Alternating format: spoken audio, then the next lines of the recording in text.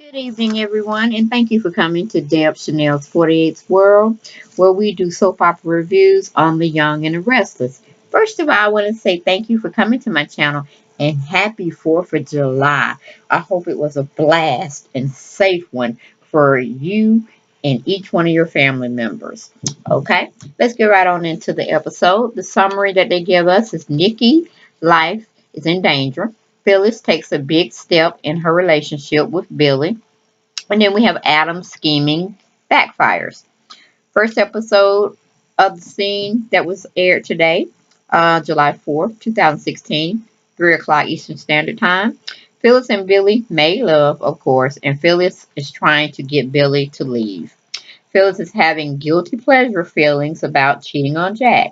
Billy is telling Phyllis it is quite simple, and he's waiting for her to say those three lovely words. Phyllis tells Billy she loves him. Okay? Kevin is asking Sharon, who is her she is talking about? Because he's still frantic because Mariah is still on the floor, unconscious, and he's just trying to figure it all out. So we leave that situation. We go to Adam. Adam is telling Victor, don't die yet. They still have unfinished business to attend to. Victor is pretty much laying on the ground. Okay. And, fearing for his life and everything. And Adam just got down now by him, telling him, don't you die. Don't you die. I ain't out of trouble yet. We go to commercial. We come back. We have Mariah finally wakes up. Kevin is trying to figure out what actually happened. Okay. He pretty much have already figured it out, but he's just trying to make sure the pieces fit together. And when Mariah wakes up, Mariah goes on to kind of piece the pieces for him together, and then they look at Sharon like she crazy. And they pretty much devise a plan to get her in the hospital where they can force her to take her medication or lock her up at Fairview, which one is even Steven or closer to what she can possibly do. We leave that situation. We go to Victor. Victor's taken to the hospital, and Paul says to the family they will find Nikki and Ian. So Nicholas, he's up in an uproar. Victoria's trying to calm him down, and he pretty much saying no, he finna go find them himself. But Paul reassures him that he do best by going to check on his dad and leave the hard work of finding Ian and his mom to them. And Jack pretty much accompanying Nicholas and Victoria outside of the courtroom so they can go and usher and see about their dad, Victor. We go from that scene. We have Phyllis and Billy still trying to figure out should they tell Jack about them. Phyllis tells Billy to go on so she can think some things through. She don't really need him up at the cabin. Okay, we go to commercial. We come back. We have Sharon explaining to Mariah she didn't mean to hurt her, but Kevin and Mariah is trying to trick Sharon to go to the hospital with her. Because at first she's saying, okay, you can go by yourself, and if you think you need to do that. But Mariah said, no, I need you to come with me. So she said, okay, let me find a babysitter. She goes along to the hospital with them so they can get her admitted for psychiatric treatment, and get her to take her medication, whichever they can do. Okay, we go to Nicholas. Nicholas is trying to leave the hospital to find Nikki and Ian, but Victoria says she needs him there. He needs to stay with their dad because she feels comfortable having everybody there pulling and praying for Victor. So he half-heartedly goes on and says, okay, I'll stay, but I'm going to get to the bottom of this, or who got my mama in trouble and this, that, and the other. So we leave that situation. We go to Adam. Adam is going crazy at home trying to figure out what was going on with Victor getting shot, Ian escaping with Nikki, and Adam can't reach Victoria nor Nicholas. He keep calling them, but they're not calling him back.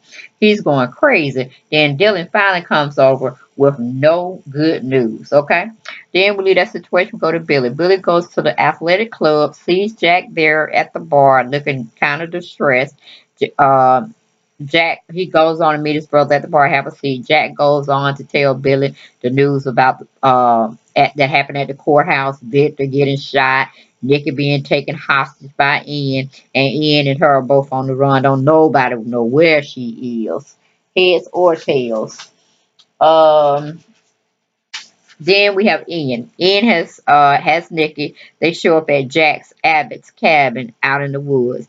Ooh, honey, they showed that cabin. It was beautiful. Can you tell me that wasn't no log cabin? You know what I'm saying? They had maybe two rooms. No, this was like a mansion log cabin. That's the first time I think I've ever seen that cabin that they showed it on the outside. But I don't know why Ian chose to take Nikki, who has really no affiliation with the Abbotts, on a on a real personal level. Like she would have keys to their cabin. So I'm kind of confused why he even would even take her up there. But anyway, he shows up, like I said, at the Abbott's cabin, and they get in. And maybe they just had the key at the door, under the rug, who knows. So we leave that situation. We go to Sharon. Sharon is, she met with the psychologist. Excuse me, I'm sorry, the psychiatrist that Kevin and Mariah had already set up for her. She's thinking it's something where the doctor is, which he's a doctor of psychology, not a regular internal medicine doctor, to stitch up, or a surgeon of some sort, or a doctor on call in the hospital where he can stitch up Mariah's gash she has in her forehead on the side. He just started, looking at her and asking her questions. So now Nikki pretty much knows she done got bamboozled by Kevin and Mariah. So we leave that situation, go to Dr. Gates, and there was Victor in his hospital room. And Dr. Meredith is there asking Victor some serious questions, like why he made a fool out of her in court today. Okay, we leave that situation. We go to Dylan. Dylan is asking Adam, did he do anything to help Ian escape?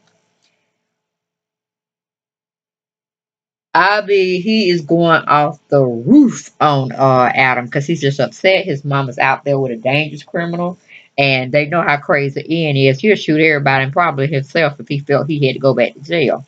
So anyway, Chelsea goes on to tell Adam to tell the truth, or what they wanted to do for Adam if it came to that. But they really didn't have any true intentions of going along with that escape plan. So pretty much he goes on to tell him, and Dylan hit the roof again. But we leave that situation. We go to Ian. Ian is talking to Phyllis to tie. Well, he's telling Phyllis to tie Nikki up because, like I said, they don't got to the cabin. Phyllis is up at the cabin trying to, I guess, relax from her little roll in the hay with her husband's brother. And she's pretty much like startled because she don't understand why they're there, why Ian has a gun on Nikki, and again, why are they there? So he pretty much gives her the speeded up version of what happened. Then he goes on to demand that what do you call it? Phyllis tie up Nikki in one of the designated chairs he had put out for her to do that too. Well, hook her into the chair and tie her down with the rope that he so nicely done found. I don't know, he didn't come in with no rope, but he sure found some. But anyway, Nikki's looking all scared and stuff, and Phyllis looking like she ready to pick up something and knock him in the head. She ain't scared of him. But anyway, they have a pass. Just like Nikki has a past with him as well, meaning Ian. But she goes on and complies, tie Nikki up in the chair. And then we go to commercial.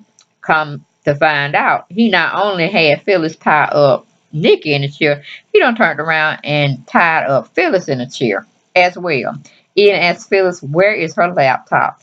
He wanted to see if he made the front cover news yet. Phyllis pretty much tell him to go to hell. She ain't finna give it to him or whatnot. He said, okay, I'll go look for it. So he pretty much leaves two women in the sitting room when you first come in the door of the cabin while he goes and look for Phyllis's computer. Okay. We leave that situation. We go to Christine and Michael. They're both at the courthouse, still trying to figure out who would have won the case. Would it have been a mistrial, this, that, and the other? And they going all the comings and goings of Victor getting shot and this being a pivotal point or turning point for the judge to call a mistrial, and this, that, and the other. It's just a hot mess either way you look at it. But it is what it is. Okay. And then Paul comes in and tries to get his spin on it. And, Michael's telling Paul, you need to do your due diligence is search for Ian and bring him back for justice and this and that. And of course, everybody know Paul gonna do his thing. But anyway, we go to Paul and Christine. They're talking about Ian and Nikki, and the longer there's no news that is bad for Nikki. But little do he know, Phyllis is up there too. Okay, so we go to Dr. Gates. Dr. Gates is still asking Victor why did he do and say the things he did. Victor said what he said was not true. He does care for her a lot, but he tells her he would do anything to protect his family. Nicholas and Victoria comes in after he finishes his sentence and asks Dr. Gates, why is she here? Why is she disturbing their dad? This, that, and the other. He tells, Victor tells him to pipe down. You know, he wants to have some alone time with his kids to kind of discuss what they may have on their plates for him. So we leave that situation. We go to Nikki and Phyllis. They're talking about getting the cell phone closer to Nikki so they can call for help. But Ian walks in. He don't finally found her Phyllis's laptop. He's still making small talk with the ladies, and it just is what it is. Okay, we leave that situation. We go to Dylan. Dylan's made his way to the hospital to check on Victor. And when he's looking for Victor's room and whatnot, he runs across Kevin and Mariah. So he's pretty much like, what are y'all doing here? What happened? Anything going on? So he goes to the room that they were standing out of, and he sees Sharon in the room. So he goes in and see what the world's going on with her being in the bed. And then Mariah and Kevin goes in to tell him, you know, she was acting real strange. She had anxiety. They couldn't really control her, so they told her she needed to come to the hospital. So that was the light little lie they told, pretty much. Because Sharon was pretty much enraged, and she was seeing folks, and she'd been out for medication. But they didn't want to tell those three pieces of the puzzle that really needed, you know, to be told. So Mariah goes out the room while Dylan can pretty much share, and maybe Sharon would tell the truth to him with not her getting involved. And Kevin runs out after her saying, you just gonna let Dylan believe that crap that you just told him? You need to tell him what's really going on with Nikki before she hurts herself again, or hurt you, or maybe, you know, Faith even. So she's like, she gonna just let that, you know, cause I'm with Mariah. Give me some time to think about this whole thing, cause hell, she just went upside my head.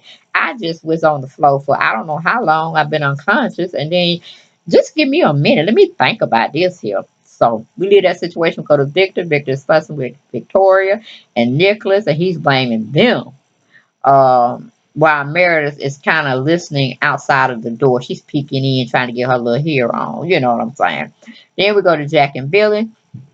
They're still talking about Phyllis. Jack is saying nothing is going to break him and Phyllis up. He feels like he's very secure, but we know Jack is on some Titanic ship. He's sinking, and the bow on broken pieces, and he's about to sink pretty much. Okay. And then we go to the last and final scene where we have Phyllis is trying to get in on her side. So she's pretty much talking against Nikki. And she goes on to say, she suggests that she can shoot Nikki for ends, because they don't need all these loose ties, and she's just dead weight, and you know we need to get rid of her. So you know, Nikki is looking all frantic, like, what the hell is Phyllis doing over there? And what is she talking about?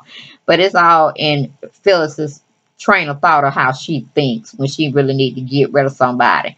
But she ain't gonna do no harm to Nikki. She try to get him on her side, meaning Ian, so she can probably shoot him in the chest or the head or something, because he pretty much need to die. That man is just pretty evil. But anyway, guys, that's all I had for the Young and the Restless. It was very exciting. It had its tender moments as well as its rough cut and, you know, shoot 'em up type of scene. So I was kind of, you know, happy about that. I was happy about the Bold and the Beautiful got off today with a good start. It was just a win-win. So I hope you all enjoyed your 4th of July. You all ate well. Were entertained with great company, friends, and family. And I hope everybody had a safe tour of it all. So blessings to each and every one of you all. And I'll see you tomorrow, God willing. Thank you and good night.